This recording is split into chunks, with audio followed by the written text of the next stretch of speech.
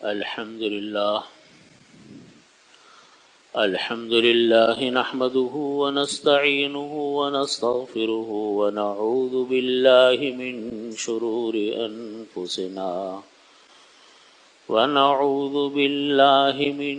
شرور أنفسنا ومن سيئات أعمالنا من يهده الله فلا مضل له ومن يضلله فلا هادي له وأشهد أن لا إله إلا الله وحده لا شريك له وأشهد أن سيدنا وسندنا ومولانا محمدا عبده ورسوله وقال الله تعالى في القرآن المجيد وفرقان الحميد قل إن كنتم تحبون الله فاتبعوني يحببكم الله۔ بزرگان محترم، برادران عزیز، اللہ رب العزت نے نبی کریم صلی اللہ علیہ وسلم کو جب دنیا میں مبعوث فرمایا تو زندگی کے ہر شعبے میں آپ صلی اللہ علیہ وسلم کو تعلیمات دی، ان چیزوں کی بھی تعلیمات دی جس کا تعلق ظاہری اعمال سے ہے، اور ان کی بھی تعلیمات دی جن کا تعلق باطنی اعمال۔ انہی میں سے ایک چیز فرمایا کہ ایاکم والشح فإنہ اہلک من کان قبلکم وسفکوا دماءہم وقطعوا ارحامہم والظلمات ظلمات یوم القیامہ۔ فرمایا کہ تم لوگ شح سے بچو، شین ہا، بڑی والی ہا، شح بولتے ہم اس کا ترجمہ بخل سے کرتے، کنجوسی سے کرتے، اور حدیث شریف میں لفظ بخل بھی استعمال کیا گیا۔ فرمایا کہ ایاکم والشح، تم لوگ بخل سے بچو، کنجوسی سے بچو، مال کی حرص اور حوث سے بچو۔ فَإِنَّهُ أَهْلَكَ مَنْ كَانَ قَبْلَكُمْ، فرمایا کہ یہ بخل اور مال کی حرص یہ ایسی چیز ہے جس نے پچھلی قوموں کو تباہ کر ڈالا۔ فَإِنَّهُ أَهْلَكَ مَنْ كَانَ قَبْلَكُمْ۔ پھر آگے فرمایا کہ وَسَفَكُوا دِمَاءَهُمْ، اسی مال کی محبت میں، حرص میں، لالچ میں انہوں نے لوگوں کا خون بہایا، قتل کیے۔ وَقَطَعُوا أَرْحَامَهُمْ، اور اپنے عزیزوں کا، رشتہ داریوں کے ساتھ قطع رحمی کی، تعلقات کو خراب کیا، تعلقات کو ختم کیا۔ وَالظُّلْمُ ظُلُمَاتٌ يَوْمَ الْقِيَامَةِ، فرمایا جب جو ظلم ہے وہ قیامت کے دن اندھیروں کی شکل میں ظاہر ہوگا، قیامت کے دن اندھیروں کی شکل میں ظاہر ہوگا۔ تو یہ حدیث شریف ہے جس میں نبی کریم صلی اللہ علیہ وسلم نے، اللہ رب العزت نے ہم کو ایسی چیز کی طرف متوجہ فرمایا جو انسان کے اندر بہت کثرت سے پیدا ہوتی۔ فرمایا کہ تم لوگ شح سے بچو۔ شح کے معنی آتے ہیں بخل کے، لفظ بخل بھی حدیث شریف میں آتا ہے، قرآن پاک میں آتا ہے۔ دونوں میں فرق اتنا ہے کہ بخل کہتے ہیں کہ انسان اپنے اوپر جو حقوق انسان کے عائد ہیں خرچ کرنے کے حوالے سے ان میں کوتاہی کرے، مال کی محبت میں وہ حقوق ادا نہ کرے، مثلا زکوٰۃ ادا کرنا یہ اللہ کا حکم ہے، فرض ہے، فرائض اسلام میں سے ہے۔ قربانی کرنا ہے، صدقۃ الفطر ادا کرنا ہے، اپنی بیوی اپنے بچوں کے حقوق کا اور ان کے خرچوں کا خیال رکھنا ہے، نہیں کرے گا تو گناہگار ہوگا۔ بعض خرچے وہ ہوتے ہیں جو کہ مروتاً انسان کو کرنے پڑتے ہیں، اخلاقی طور پہ کرنے پڑتے ہیں۔ کوئی آدمی کے بارے میں پتہ چلا کہ بڑا ضرورت مند ہے، اس کی مدد کرنی چاہیے لیکن نہیں کرتا۔ آج کل سیلاب ہے، لوگ پریشانیوں میں مبتلا ہیں، کسی انسان کے پاس اگر کچھ گنجائش ہے تو وہ اپنے بھائیوں کی مدد کو پہنچے، جو اس کے بس میں وہ کرے۔ اپنے محلے میں، اپنے خاندان میں، اپنے پڑوس میں، اپنے عزیزوں میں، رشتہ داروں میں کوئی انسان اگر مشکلات سے دوچار ہے، بیماری کے حوالے سے، صحت کے حوالے سے، قرضوں میں ڈوبا ہوا ہے، تو اس کی مدد کرنا یہ اخلاقاً اور مروتاً ہمارے اوپر لازم ہے۔ ان کو نہ کرنا یہ سب بخل میں داخل ہے۔ اور فرمایا حضرات علماء کرام نے کہ شح کہتے ہیں کہ ان کاموں کو بھی نہ کرے، جو لازمی خرچے وہ بھی نہ کرنے کے لیے تیار ہو، اور دوسروں کے مال پر بھی نظر رکھتا ہو۔ دوسروں کے مال پر نظر رکھنے کا مطلب یہ کہ ہر وقت اس چکر میں لگا ہوا ہے کہ اس سے میرے تعلقات بن جائیں، اس سے میرا کوئی فائدہ ہو جائے، یہ آدمی اتنا مالدار ہے، چلو اس سے دوستی کر لو، شاید تھوڑا بہت کچھ نفع فائدہ ہو گیا انسان کو۔ یہ نہیں، یہ چیز بھی بخل کا حصہ ہے مال کی۔ اسی لیے علماء نے اس بخل اور شح کا ترجمہ مال کی حرص سے کیا، دولت کی حوث، دولت کی حرص، اس سے ترجمہ کیا۔ اپنے پاس تو ہے مال، ہر وقت دوسرے کے مال پر بھی نظر ہے، اس کے پاس کیوں آ گیا، میرے پاس کیوں نہیں آیا، اس سے میں کیسے فائدہ اٹھا لوں، اس سے میرے تعلقات بحال ہو جائیں، اس سے میری دوستی لگ جائے تاکہ مجھ کو یہ فائدہ مل جائے، وہ فائدہ مل جائے۔ یہ ساری چیزیں شح میں داخل ہے۔ اس کو فرمایا کہ ایاکم والشح، تم لوگ بچو بخل سے اور مال و دولت کی حرص اور ہوس سے۔ فَإِنَّهُ أَهْلَكَ مَنْ كَانَ قَبْلَكُمْ، پچھلی قوموں کو اللہ نے اسی لیے تباہ و برباد کر دیا تھا کہ انہی چکروں میں ہر وقت لگے رہتے تھے۔ یہی اوڑھنا بچھونا ہے، یہی خیال ہے، یہی فکر ہے، کس طرح بس دو پیسے مل جائیں اور کچھ نہیں۔ یہ تعلیم تو ہمیں نہیں دی نبی کریم صلی اللہ علیہ وسلم۔ ہر وقت بس پیسے کی فکر ہے۔ ایسے ایسے لوگ ہیں جن کو ہنسی بھی پیسے کی بات پر آئے گی، رونا بھی پیسوں پر آئے گا، خوشی بھی پیسوں سے ہوتی ہے، غمی بھی پیسوں سے ہوتی ہے، دوسرے سارے تعلقات، دوسری ساری چیزیں سب پس پردہ ہیں، اصل چیز بس پیسہ ہے، دولت ہے، اور بس یہی محبتوں کا معیار، یہی دوستیوں کا معیار، یہی خوشیوں کا ذریعہ، یہی نفرتوں کا ذریعہ، خوشیوں کا ذریعہ، یہی نفرتوں کا ذریعہ۔ بس صبح دوپہر شام ہر وقت یہ کہ یہ اس کو اتنے پیسے بڑھ گئے، اتنے پیسے ہو گئے، یہاں سے اتنے پیسے کما لیے، وہاں سے اتنے پیسے نقصان۔ ہم اللہ رب العزت کو کے اوپر ایمان لانے والے، نبی علیہ الصلوۃ والسلام کے اوپر ایمان لانے والے، ان کی تعلیمات پر ایمان لانے والے، پیسے کمانے کو تو منع نہیں کیا، ہمیں تو ترغیب دی۔ نبی کریم صلی اللہ علیہ وسلم نے حلال پیسے کمانے کی، آپ نے ہمیں کہا کہ طلب کسب الحلال فریضۃ بعد الفریضہ، او کما قال صلی اللہ علیہ وسلم، کہ رزق حلال کا کمانا دیگر فرائض سے مراد ہے نماز، روزہ، حج، زکوٰۃ، فرائض اسلام ہے۔ ان سے فارغ ہونے کے بعد رزق حلال کی فکر کرنا یہ تو فرض ہے انسان کے اوپر، نہیں کرے گا گناہگار ہوگا۔ آپ پسند فرماتے تھے ایسے صحابہ کرام کو، ایسے لوگوں کو جو محنت کرتے تھے۔ ایک صحابی نبی کریم صلی اللہ علیہ وسلم کے پاس تشریف لائے، بیٹھے ہوئے تھے، شام کا وقت تھا، ان کے ہاتھ پہ چھالے پڑے ہوئے تھے۔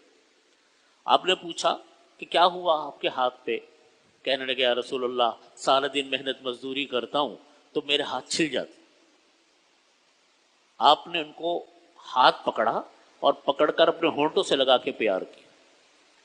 کہا کہ جو انسان صبح کو نکلتا ہے رزق حلال کے خاطر اور رات کو تھکا ہارا، شام کو تھکا ہارا گھر واپس آتا ہے، اللہ اس کے سارے گناہوں کو معاف فرماتے ہیں۔ اتنی بڑی بات، لیکن یہ نہیں فرمایا کہ بس 24 گھنٹے اسی کو اڑنا بچھونا بنا لو۔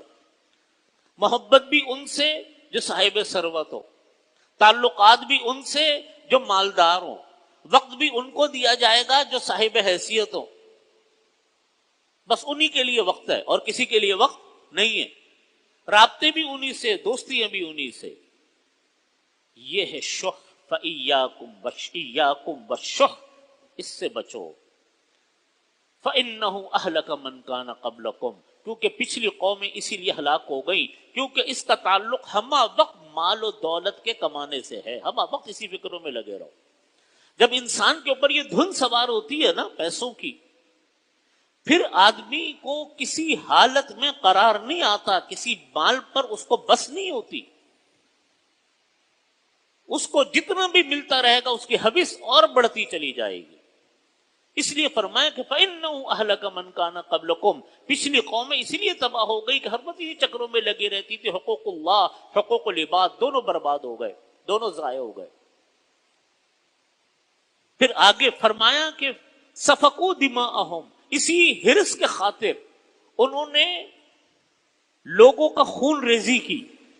آج ہمارے ہاں آپ کے سامنے کوئی مثال دینے کی ضرورت ہی نہیں ہے، ہمارے ملک کے اندر بھری پڑی ہے مثالیں۔ میراثیں تقسیم نہیں ہوئی، جائیدادیں تقسیم نہیں ہوئی، بہنوں کے حصے کھا گئے، اب جب کوئی مانگنے آیا تو قتل و غارت گری شروع، اس نے اس کو قتل کر دیا، اس نے اس کو مار دیا۔ زمینوں کے جھگڑوں پر آئے دن کی خبریں، جائیداد کے جھگڑوں پر آئے دن کی خبریں، کس نے اس کو مار دیا، اس نے اس کو قتل کر دیا۔ جا کے پتہ کرو تو پتہ چلے گا کہ سب آپس میں رشتہ داری تھے، قریبی عزیز تھے۔ سفکوا دماءہم وقطعوا ارحامہم، صلہ رحمی بھی ختم، سب تعلقات ختم۔ اس لیے اس کو منع فرمایا کہ اتنی زیادہ مال و دولت کی پرواہ کرنا، یہ انسان کو اس کا طریقہ کیا ہے جو اللہ کے نبی علیہ الصلوۃ والسلام نے ہمیں جو دعائیں سکھلائیں ان میں یہ طریقہ بھی بیان فرمایا۔ اللہم قنعنی بما رزقتنی وبارک لی فیہ، اے اللہ مجھ کو قناعت عطا فرما اس مال میں جو مال آپ نے ہم کو عطا فرما دیا، وبارک لی فیہ، اور اے اللہ اس میں برکت عطا فرما۔ اس کے علاوہ سکون کبھی انسان کو حاصل نہیں ہو سکتا، ورنہ وہی حال ہوگا جو نبی کریم صلی اللہ علیہ وسلم نے فرمایا کہ لا یملأ جوف ابن آدم الا التراب، او کما قال صلی اللہ علیہ وسلم کہ ابن آدم کی خواہشات کا پیٹ سوائے مٹی کے کوئی اور چیز نہیں بھرے گی۔ جب اتنے خواہشات بڑھا لیں، اور حرام کی نحوستوں میں سے ایک نحوست یہ ہوتی ہے انسان کو کبھی بس نہیں آتا، انسان کا کبھی طبیعت سیر نہیں ہوتی۔ پڑھ لیں، آپ کے گرد و پیش میں مثالیں موجود ہیں۔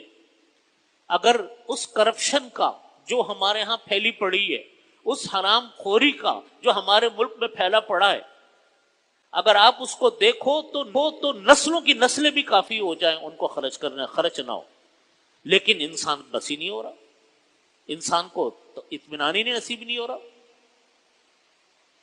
اس لیے کہ حوث ہے، حوث کبھی بھرتی نہیں۔ حوث کا حل کیا ہے؟ موت کو یاد کرو۔ حدیث شریف میں فرمایا نبی کریم صلی اللہ علیہ وسلم نے اکثروا ذکر حازم اللذات الموت، او کما قال صلی اللہ علیہ وسلم، کہ تم لوگ لذتوں کو توڑنے والی چیز موت کو بکثرت یاد کیا کرو۔ اس کا ایک علاج یہ، دوسرا علاج یہ کہ انسان جو کمائے محنت سے کمائے، محنت میں کمی نہ کرے، اللہ سے مانگنے میں کمی نہ کرے، وقت پورا لگائے، پوری توانائیاں خرچ کر کے اللہ تعالیٰ جتنا عطا فرما دے اس پر راضی ہو جاؤ، راضی برضا، اللہ کی رضا پر راضی۔ اگر محنت نہیں کی تب بھی غلط ہے، محنت کی اللہ سے نہیں مانگا تو بھی غلط ہے۔ اللہ سے بھی مانگو، محنت بھی کرو، پھر اللہ کی نے جو اپنے فضل سے عطا فرما دے اس پر راضی ہو جاؤ، اس کے علاوہ حل بھی کوئی نہیں، اس کے علاوہ کیا حل ہے؟ قرآن کریم میں اللہ تعالیٰ فرماتے ہیں من کان یرید العاجلۃ عجلنا له فیها ما نشاء لمن نرید، کہ جو انسان ہر چیز میں دنیا کا طلبگار ہوتا ہے، ہر چیز میں اس کو دنیا چاہیے، پیسے مل جائیں، شہرت مل جائے، دولت مل جائے، یہ مل جائے، ہر وقت بس ہر کام دنیا کے لیے، دنیا میں کیا ملے گا مجھ کو، اس سے ملاقات سے مجھ کو کیا فائدہ ہوگا، یہ کام کرنے سے مجھ کو دنیا کا کیا فائدہ ہوگا۔ من کانا یرید العاجلہ تھا، جو عاجلہ سے مراد دنیا ہے، جو انسان دنیا کو چاہتا ہے، دنیا کا طلبگار ہے، عجلنا لہ فیہا ما نشاء، ہم اس کو دنیا دے دیں گے، ما نشاء لمن نرید، جس کو چاہے دیں گے، جتنی چاہے ہم دیں گے، جس کو چاہیں گے دیں گے، جتنی چاہے دیں گے۔ اللہ کے فیصلے، ہمارے اور آپ کے فیصلے تھوڑی ہے۔ لیکن اس پیسے کی خاطر جب ناجائز کام شروع کیے، رشتہ داروں سے قطع رحمی شروع کی، لوگوں کے خون بہانے شروع کیے، پھر انسان گناہوں کی ان دلدل میں پہنچ گیا جو گناہوں کی دلدل ہے۔ اور دیکھو اسی کا نتیجہ ہے کہ آج ہمارے ہاں، ہم لوگوں کے ہاں اتنی زیادہ پیسوں کی بھاگ دوڑ بھی ہے، اور اتنی زیادہ اس کی حوث اور ہرس بھی ہے کہ کوئی حد و انتہا نہیں۔ آپ ہمارے ہاں، ہمارا پاکستان، ہمارے ملک میں ملک چھوڑ کر بھاگنے والا روز بروز آئے دن بڑھ رہی، جانے والے لوگ اپنی زندگیوں کو جس طرح خطرے میں ڈال کر ملک سے باہر بھاگ رہے ہیں، ان میں سے کتنے لوگوں کے میں نے انٹرویو کیے، جو میرے سے مختلف مواقع پر ان کی ملاقاتیں ہوئیں، انہوں نے مجھ کو اپنی داستانیں سنائی کہ وہ ملک سے روانہ کیسے ہوئے۔ ایک تو وہ لوگ ہیں جنہوں نے ویزے لیے اور قانونی طریقے سے چلے گئے، وہ تو چلو ٹھیک ہے، چلے گئے،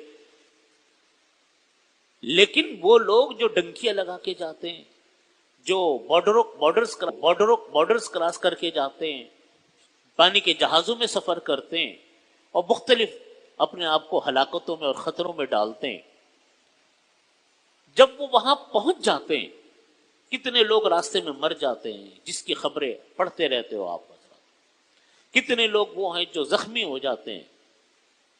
میں نے کئی لوگوں سے پوچھا، میں نے کہا کہ آپ اتنے اپنے آپ کو خطرات میں ڈال کر آئے، اتنا پیسہ خرچ کر کے آئے، کتنے آپ بتاتے ہو کہ آپ کے ساتھی راستے میں مر گئے،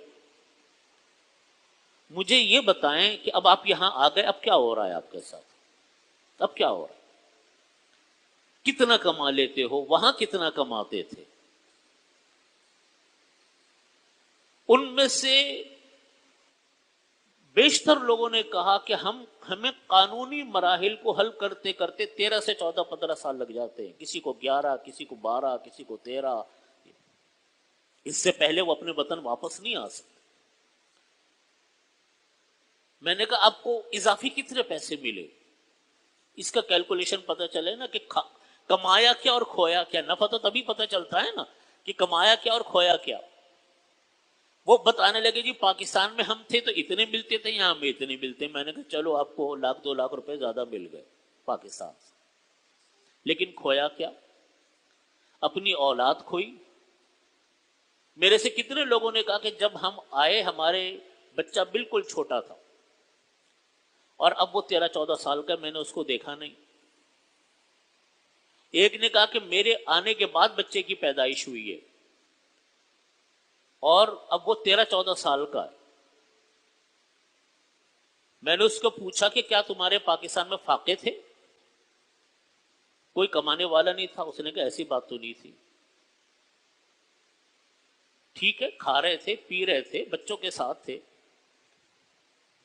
میں نے کہا یہ جو آپ نے اپنے اولادوں کو کھویا، اپنی بیوی کو کھویا، اپنے ماں باپ، اپنے بہن بھائی رشتہ داروں کو کھویا، اتنی دور ایک کے کمرے میں 10-10 آدمی گزارا کر رہے ہیں، ان کے کمرے آپ جا کر دیکھو تو کل حیران ہوتی ہے کہ کتنی اذیت کی زندگی گزار رہے، صرف کس لیے کہ پیسوں کی زیادتی کے لیے۔ کہ پیسے زیادہ مل جائے. اور ابھی بھی کاغذات ان کے بنے نہیں، چلو کاغذات بھی بن گئے، لیگل بھی ہو گئے. اب کیا ہوگا؟ اب بچوں کا مرحلہ شروع ہوگا کہ جی بچوں کو بلوانا ہے. اس کے اندر پھر 8-10 سال نکل گئے. انسان کی 1/3 نصف زندگی تو انہی چکروں میں نکل گئی. یہ کس لیے؟ حرص کی وجہ سے، دولت کی حوث کی وجہ سے. اللہ تعالیٰ کسی کا دانا پانی کسی ملک میں لکھ دے، آدمی قانونی طریقے سے چلا جائے، کوئی برائی کی بات نہیں. ٹھیک ہے، انسان سفر کرتے، لیکن اس طریقے سے کرنا، پھر اگلی نسلوں کا آپ کو پتا نہیں کہ وہاں رہ کر ہماری نسلیں بنیں گی کیا آگے جا کر. مسلمان رہیں گی کہ یہ عیسائی بن جائیں گی. اور ایسی مثالیں دنیا میں بہت ہیں جن کی جو گئے تھے پیسے کمانے کے لیے، جب ان کی شادیاں ہوئی وہاں پر، وہ تو غیر مسلموں میں ہوئی. اور جب غیر مسلموں میں شادیاں ہوئی تو اپنے دین ایمان کا تو ان کو زیادہ پتا تھا نہیں. جب ان کی شادیاں آئیں، وہ بیوی ان کی آئی غیر مسلم، تو اولادیں بھی غیر مسلم ہو گئی. آپ مجھے بتاؤ کیا کمانے نکلے تھے؟ دولت. گمایا کیا؟ گمائی کیا ہیں؟ نسلیں. یہ کون سا سودا ہے؟ اسی کو فرمایا کہ سفک و دماء، اس کے خاطر انسان قتل بھی کرتا ہے، اس کے خاطر انسان قطع رحمی بھی کرتا ہے، اور اس کے ساتھ ساتھ ظلم اور زیادتی بھی ہوتی ہے، حرام حلال کی تمیز مٹ جاتی ہے. اور پھر اللہ تعالیٰ پھر فرمایا کہ وَالظُّلْمُ ظُلُمَاتٌ یوم القیامہ، ظلم جو ہے قیامت کے دن اندھیروں کی شکلوں میں آئے گا. جب ہم اس کے خاطر ظلم کرتے ہیں تو یہ آتا. میرے بھائیوں، یہ باتیں اس لیے بتانے کی ہیں کہ آج ہم لوگ کہ یہ مرض عام، اسی مرض میں ہم سب مبتلا ہیں، اکثر و بیشتر اس میں مبتلا ہیں. قرآن کریم میں اللہ رب العزت میرے والد ماجد حضرت مفتی رفیع عثمانی صاحب رحمۃ اللہ علیہ یہ واقعہ میں بہت سناتے تھے، گھر میں بھی سناتے تھے، تقریروں میں بھی سناتے تھے. فرماتے تھے کہ ہمارے دادا حضرت مفتی شفیع صاحب رحمۃ اللہ علیہ کے پاس، بانی دارالعلوم کے پاس، ایک صاحب آئے، آ کے کہنے لگے کہ جی میں ماشاءاللہ صاحب حیثیت آدمی تھے. فرمانے لگے کہ میری اتنی کاروبار ہے، اتنی فیکٹریاں فلانا.